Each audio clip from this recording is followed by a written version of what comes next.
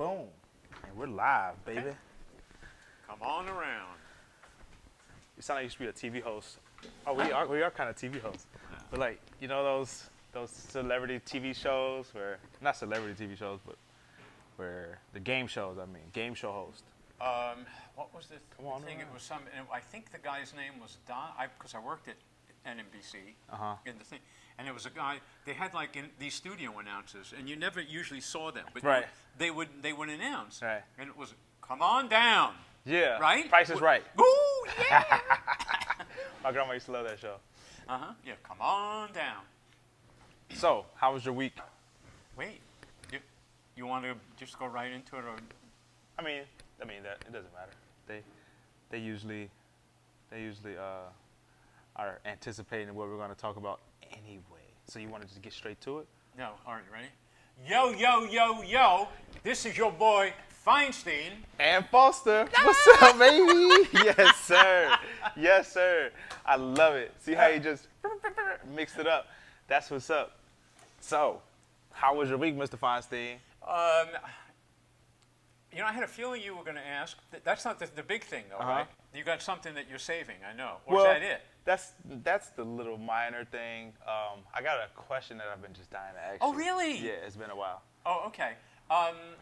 My week, normally I kind of like, I started a week or what I do, but it was different because maybe it was, and you know about this, and I wrote about it, maybe it was like Monday, or it was probably Monday at the bar. Okay. We had this conversation about age. Okay. And me saying I'm 75 and I know what it's like to be 35, but Yeah. you don't know what it's like to be 75, and all right. that shit. Yeah. And we ended up we didn't have an argument, but we kind of it was sort of like an impasse in a way. Right. Right? Right. And I took that with me.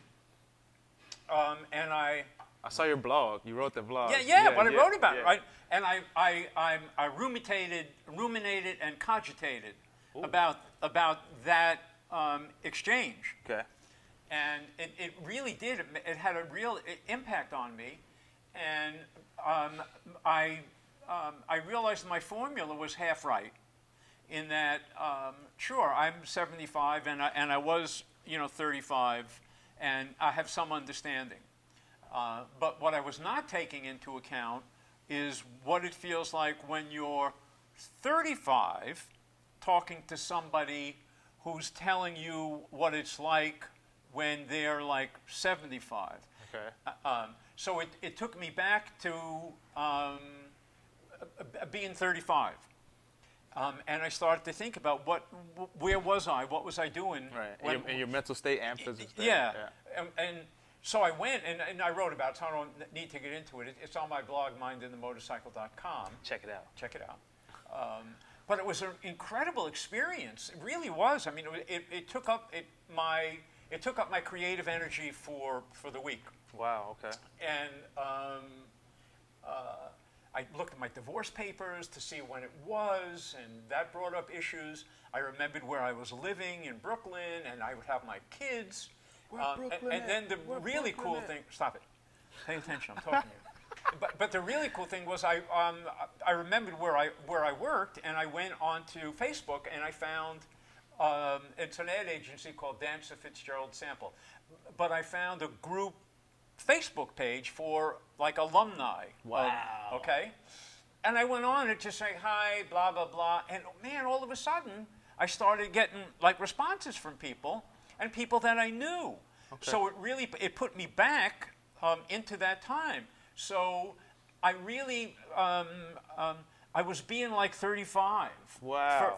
So it was really nostalgic. It was really interesting. And it was from that the conversation that we had, and my becoming a lot less righteous about being 75.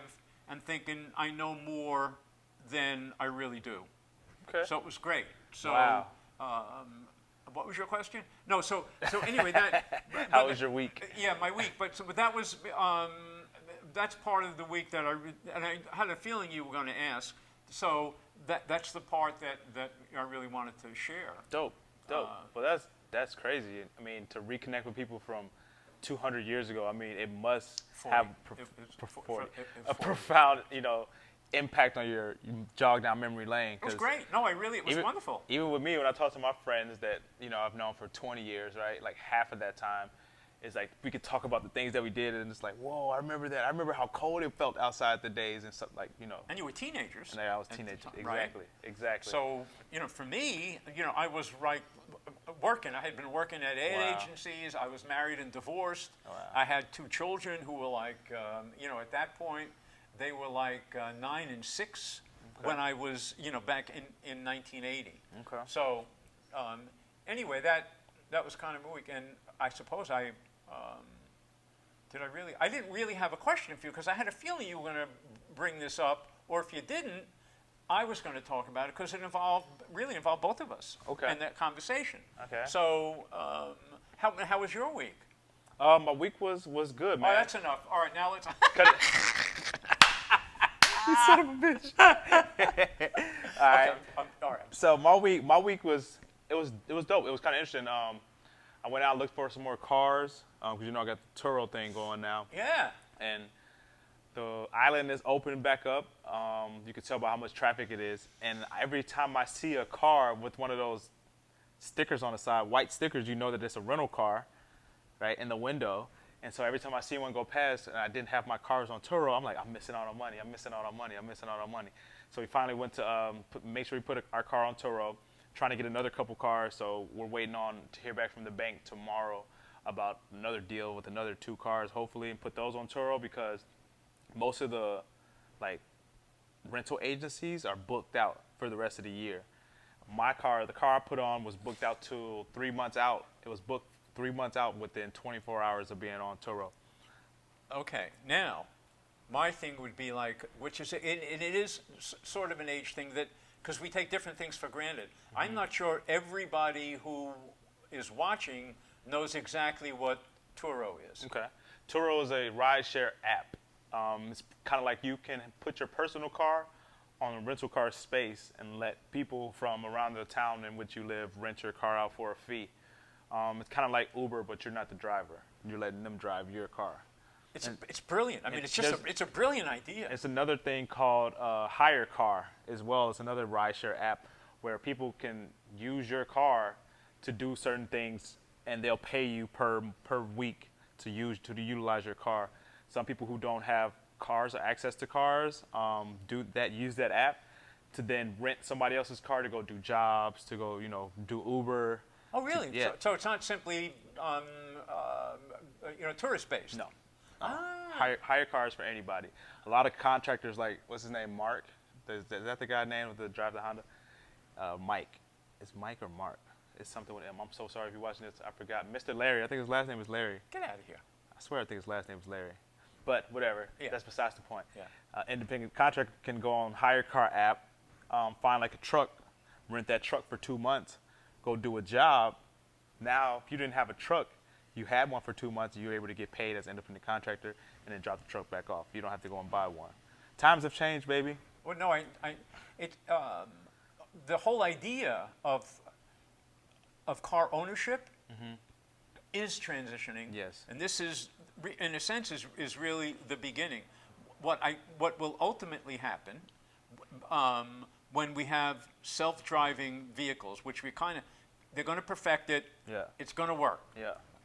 There will be no need to own a car. Right. Okay. Right. So this is like a middle step. Yeah. Because what you're going to be doing, it'll be kind of like Uber. You're going to get on, beep, beep, beep, beep, Yeah. and the thing is going to come, Yeah. and there'll be nobody in it, Right. right? It's going to take you where you want to go. Right. Goodbye, and then when you're ready to leave, beep, beep, beep, That's beep. why. That's why I saw all my gas cars putting on Turo, and then that's why I bought the electric car. So then, when I'm driving around town, I don't have to go anywhere more than 10 to 15 miles. Uh-huh. I got 100 miles on the battery before I need to charge it. 100 plus miles, and it's like, okay. Every time I just get out and stop driving, just park it and plug it in. It's not. I don't need it to be fancy. I don't need it to be anything. It's just super efficient. I haven't plugged it into my house not once. I've had it for 2.5 weeks, and I literally put a YouTube video up of me purchasing it. Oh, really? Of all the steps, signing the papers yeah, and doing yeah, that. Yeah. So so you're plugging in Yeah. free Yep. in different locations, Yep. or, here in They have an Illinois. app that'll show you where all the charging stations are. Oh, really? No kidding. Yeah. Yeah. All of them, or just the free ones, or free All and of them. paid? All of them. Uh-huh. Yep. All of them. And if you wanted to, I could plug into a 120 outlet or a 110 outlet. It just takes longer to It get takes the full charge, twice right? as long. Yeah, it takes twice as long. And so that's pretty much been my week, is just trying to solidify and turn these cars into cash flow, and I'm on my way. This time next week, we'll probably have about another 3 cars, two to 3 cars in the fleet. Are you really? Yeah. Because I know you told me. When I swing for the fences, baby. Oh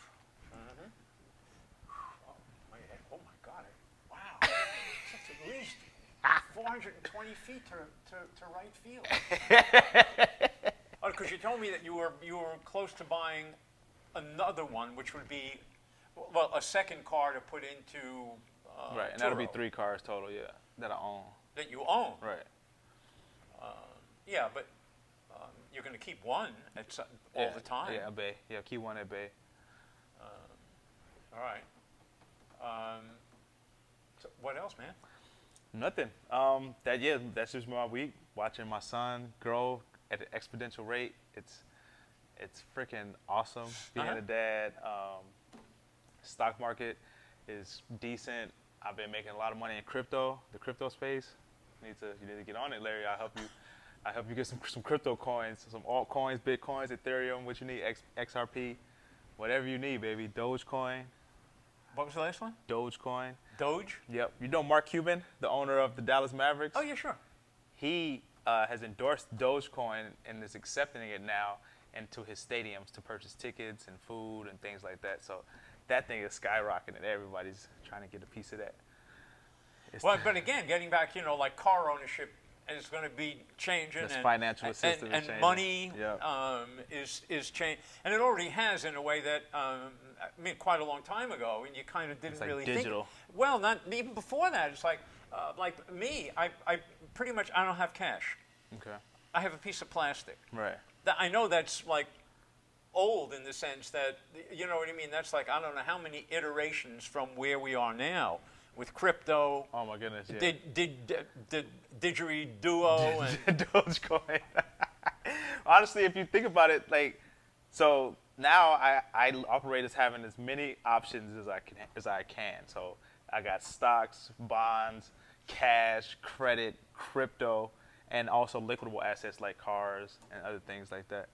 So gold, it's silver, like coins, real coins, collectible cards, things that I know the baseball cards, Yeah. which we talked about last week, which blew my fucking mind. Yeah. It did. So I'm trying to spread my portfolio. So if one sector completely just blows up or gets blown out, I either still have this left over or I'll capitalize one or the other. So I don't like to have all my eggs in one basket no more. As I learn more and more about financial literacy, financial education, and financial independence, you learn that that's like, it's a sucker's move to be dependent on one thing.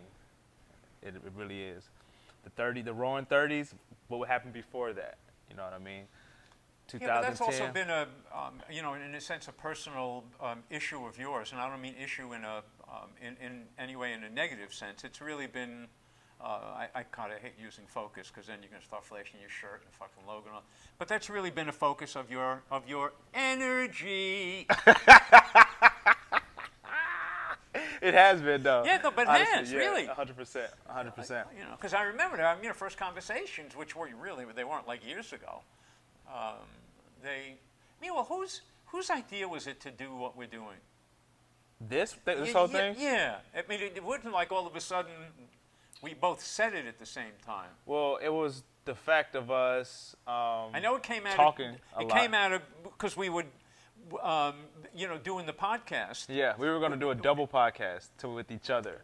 Yes. And then we were like, let's, instead of just doing a Yeah, podcast, yeah. let's just do a whole full. Let's add a picture. Yeah, exactly. I'm glad we did. It blossomed. I'm so yeah.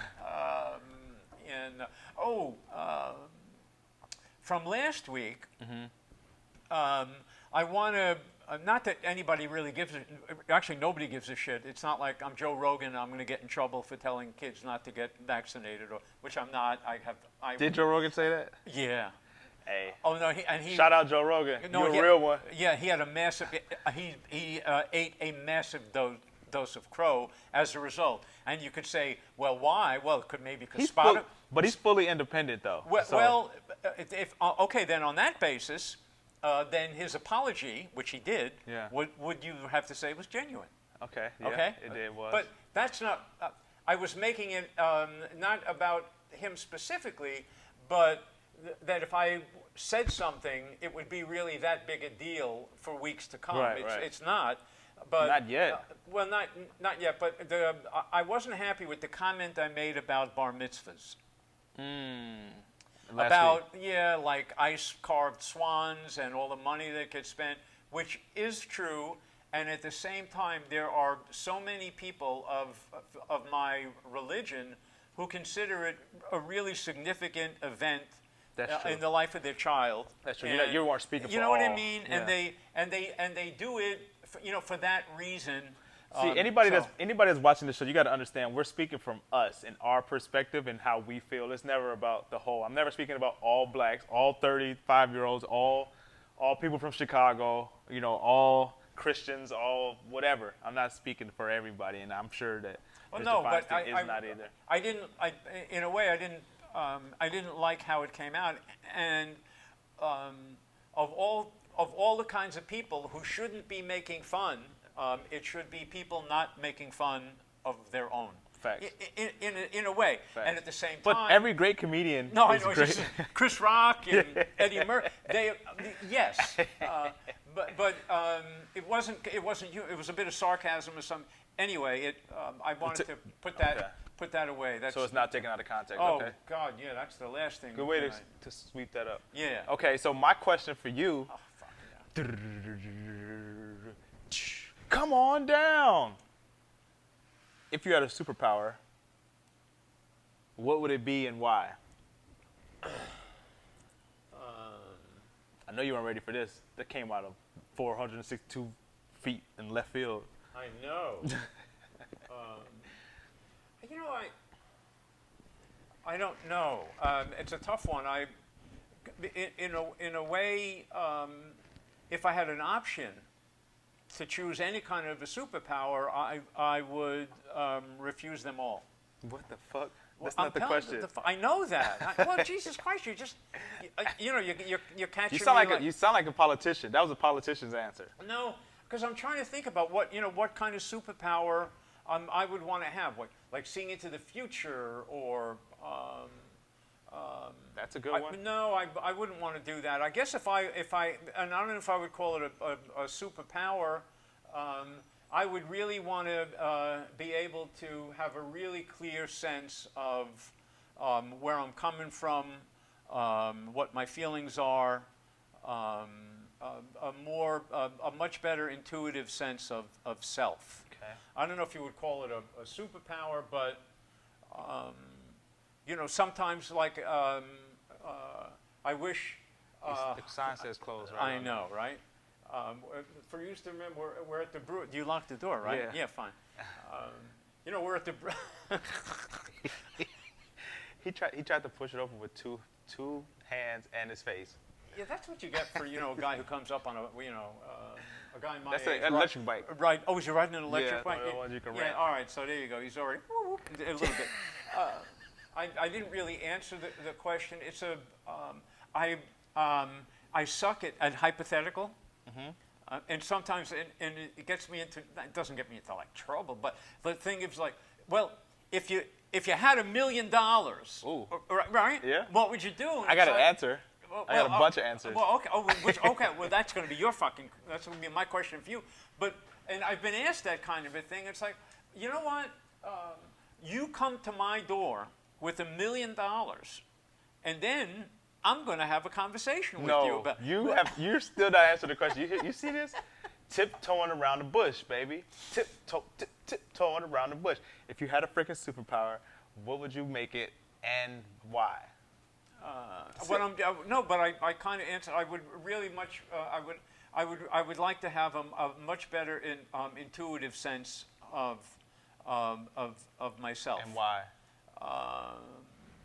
Because I think the clarity could be very helpful. Not simply more important than how I would deal with myself.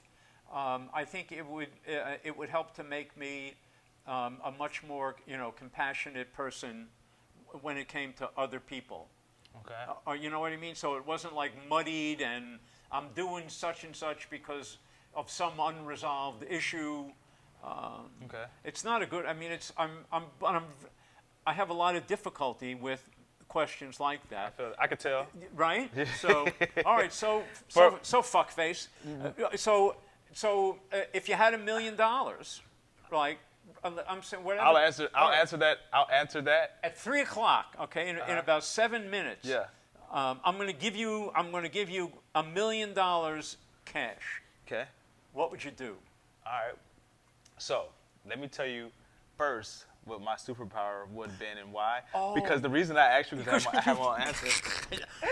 Which we've talked about. We used to do that, no, right? we talked about before. It's like whenever you ask, and it really applies. If someone says, "Okay, like ask me any question you want," right. Usually, as we They talk, have an answer. it's going to be something that you're really interested, for yourself. Exactly. So shit, I should have turned it around right and said, "No, that's interesting. Why are you asking me that?" I'm gonna answer the $1 million question too quickly because this one is real easy for me. Okay. Is eternal life. So never being able to die, but also being able to pass that gene on to my seed, right? So I got forever to teach them and to learn new things, right, as the times change. And I would want to stay in the odd body of 33-year-old, of me being at 33. Uh-huh. So with that, now that that's out the air, the only reason is because the only thing that goes against us, we were talking about that before, is time, right? As you age, like you said, your theory is that water leaves your body. Well, it's not my theory. It's true. Right, and then you dehydrate. Yeah, true. And then you start getting wrinkles. Yeah. Crepe paper skin, baby. Right, and so if I could get around time, then money would never ever be an issue, and also knowledge would never be an issue because as a human, we all have that race against the clock to learn as much as we can and earn as much as we can. Okay, I'm sorry. I actually have an answer. You do? Yeah. Go ahead, go back to you. Because then I answer the $1 million question after that. Yeah. Go ahead. Because it's the absolute opposite of yours in terms of eternal life. Okay.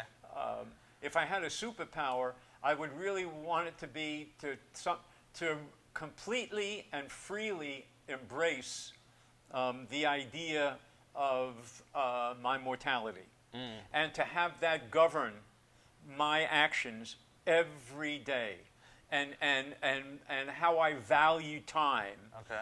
and what I say to people, and how I treat people. Okay. So that's and really, it's in a way, I suppose the fat man, the Bood, that was the Bood's real. It wasn't a superpower. That was what made him the exceptional being that he was, and why his stuff has lasted for so long. That's true. He really, really understood that idea of impermanence is at the very crux. And of, it's also if you don't get to do whatever it is you need to do to reach enlightenment, then this time you'll come back and come back. There is always that that idea of karma and and so forth. Well, so that's I kind of feel like what you just said now, and that's the reason that my answer would be eternal life is because I have never been afraid of death. Like I've been real comfortable with death. I don't know if that's like dark or if that's like morbid or something to say, but it's just one of those things where I never fear death. Like since I would say about the age of like right before my teenage years, so like 11, 12 years old. I think that's probably around the time I lost my grandfather and lost my little baby cousin to sudden infant syndrome. Sudden infant death syndrome. Yeah. So then, I got to the age where then your friends start growing up, and then you start losing friends to like gang violence in the streets and drugs and action, like things that just started happening. And then I had a sense of, I just gotta enjoy my life, like live every day, YOLO. You like live every day like it's your last. You only got one life to live. YOLO's got nothing to do with J-Lo. No, YOLO is you only live live once. Yeah. You threw me up with that. But yeah, so with that mentality of like, damn, like I changed that, but growing up, that's how it always was. Now I do want to live as long as I possibly can for my children and for my legacy. But before, it's like I didn't fear death, and I still don't fear death. But if it was coming to me, I would welcome it. I wouldn't be like, oh my God, no, like I don't want. I mean, I would fight to live, but I'm not afraid to die. Uh-huh. So I think that's why I kind of chose my answer. But let's fast forward that to your question. What DJ? If I had $1 million, what I would do was I would. Oh, wait, I have to interrupt. Can I get the hair out of my eyes? Yes. Okay. Because remember,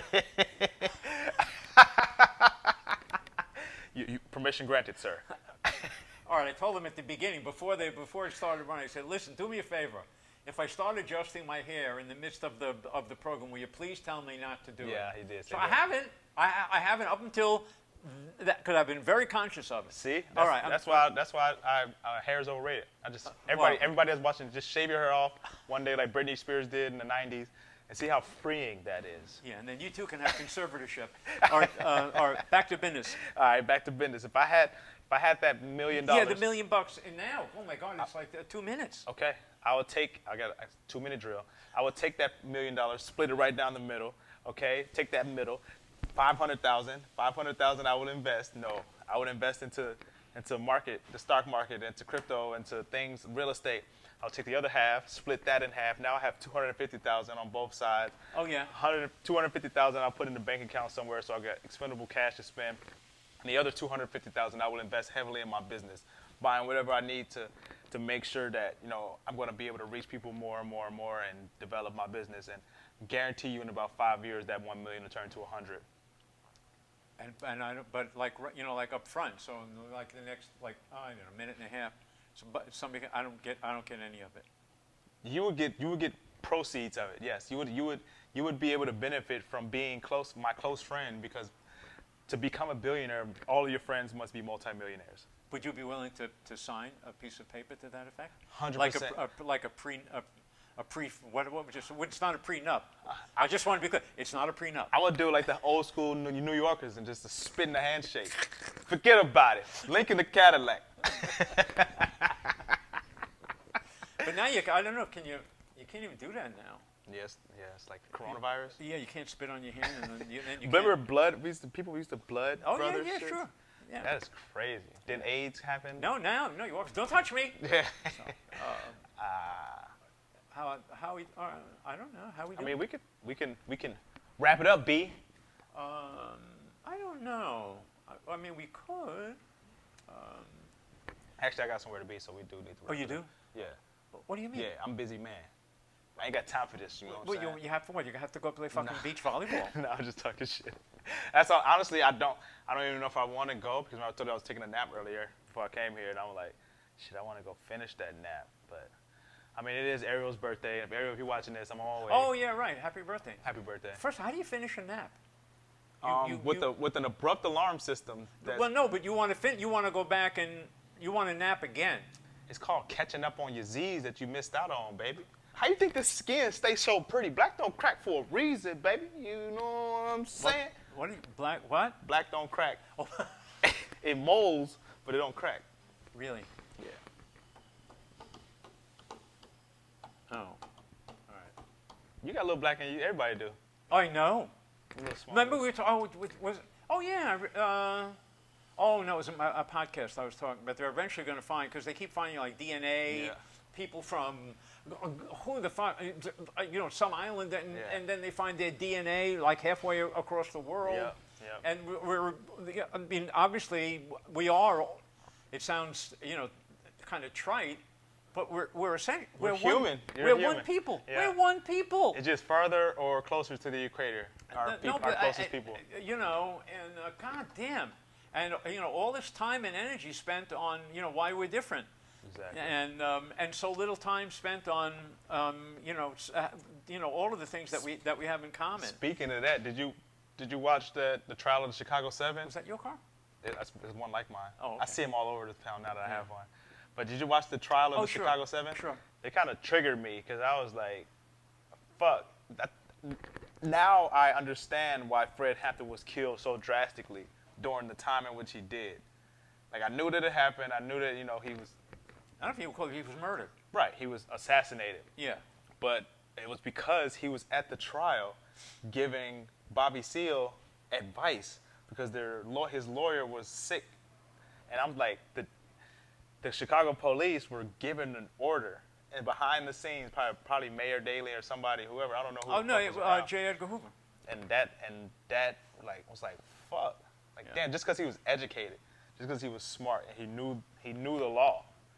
We're gonna J. take him out Edgar of here. Hoover was so pissed off, okay, that he got out of his dress and he put on a suit. Know what I'm saying? Cross-chested motherfucker. Oh, Yeah. the what would you call it? But I mean, they find that, I mean, all the time. All the, you know, incredibly conservative Republican politicians. They find them in airport bathrooms, you know, tapping under the you know, in the stall and. Here, let's leave this. Let's leave that at this. We'll talk about that no. off air. Well, no, but because it's you're true. right. But You're no. right. But I don't want to be. Hey, there could be somebody watching this that got extreme amounts of power, and I don't want you coming for me. Fuck you, but I don't want you coming for See, me. no, you should. That was a, you should not. You shouldn't have said I didn't say their name. But the point being, generally, the people who are so extremely vocal about an issue have an issue With the issue. Yeah, they got That's, and and that they was have my, a lot of that's indiscretions. my, it's like, oh, what are you so pissed off about? Right. So, you know, all of these, listen, but my God, you know, all of the homophobes, Yeah. what do you think their problem is? Yeah. So, I used to be one until I realized that. oh, really? No kidding. I used to think that gay was wrong. I used to think that gay was like a disease or like you were corrupted or something at some point. Like you were, but I still don't believe that you're born gay. But at the same time, I don't have anything against gay people. I love them. Like I have a bunch of people that I know that are gay that are super cool people now, and I understand. I had to grow out of that. Yeah, that would be one of those conversations I wouldn't. Yeah. It's a. Let me. I would say that one's sexuality is a much more delicate balance than a lot of us, you know, would like to think. Yeah. Okay. And men, in general, have more testosterone than progesterone, I think is how it's the woman's hormone. Estrogen. Estrogen. I'm sorry. So it's a balance. Right. Right. Facts. And there are some where it's not quite so clearly defined. Right. And you're just responding to your chemistry too. I feel that. All I feel right. that. And I got and not for now, and maybe not when I've written about it. I got a great story about that whole issue and my exposure to homosexuality. I remember you told me about it in one of your. It's a great. Oh man, it's such a good story. But That's for next time. Yeah, well, maybe next. But let me just say, then we'll go. That experience has helped me immeasurably in being, you know, much more comfortable with the fact that there really is a duality in all of us, and it just, for the most part, for most people, it tends to be like that. Right. But for some people, it's like, what the fuck is going on? No, yeah, I believe that. You know, I believe that. that's that's all. I believe that. Hey, What a terrific finish. fuck yeah. Hey, we appreciate y'all. Whoever stayed and watched to this end, hopefully it was all of y'all. If you haven't and it's your first time watching this, make sure you subscribe and you like and you send this to as many friends as you got. Got anything else for Mr. Feinstein before we get up out of this piece? No, but I always say it, and I always mean it. I really, I love what we're doing.